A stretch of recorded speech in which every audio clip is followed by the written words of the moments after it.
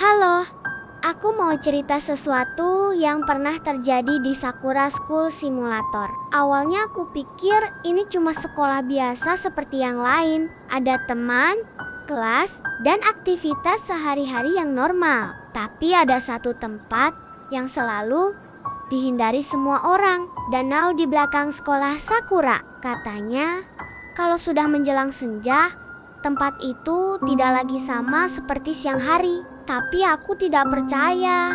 Aku pikir itu cuma cerita untuk menakut-nakuti siswa baru. Sampai suatu sore, aku memutuskan pergi sendiri ke sana.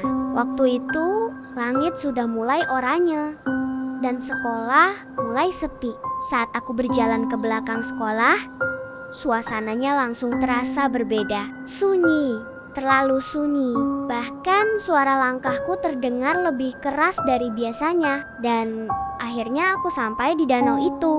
Airnya tenang sekali, terlalu tenang sampai terasa tidak wajar. Aku berdiri di tepi dan berkata pelan, "Ini cuma danau biasa." Tiba-tiba, aku merasa ada suara dari belakang. "Kamu datang juga." Aku langsung menoleh. Kosong, tidak ada siapa-siapa. Aku mulai tidak nyaman, tapi mencoba berpikir itu hanya perasaanku saja. Aku menyalakan kamera di HP dan berkata, "Aku di Danau Sakura, gak ada apa-apa di sini." Saat aku melihat layar HP, aku langsung diam. Di layar itu, ada seorang perempuan berdiri di tengah danau. Rambut panjang, wajah tidak jelas, tapi saat aku melihat langsung ke danau, tidak ada siapa-siapa. Aku menurunkan HP-ku perlahan. Jantungku mulai tidak tenang. Aku kembali melihat ke danau.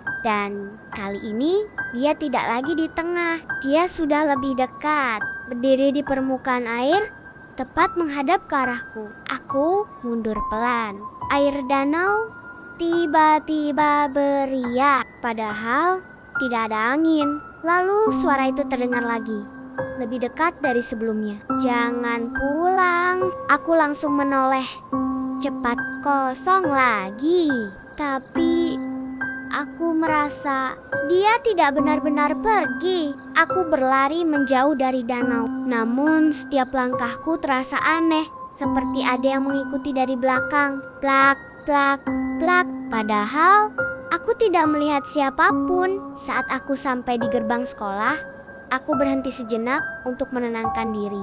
Aku pikir semuanya sudah aman. Tapi saat aku menoleh sekali lagi ke arah danau, aku melihat sesuatu yang membuat tubuhku langsung kaku.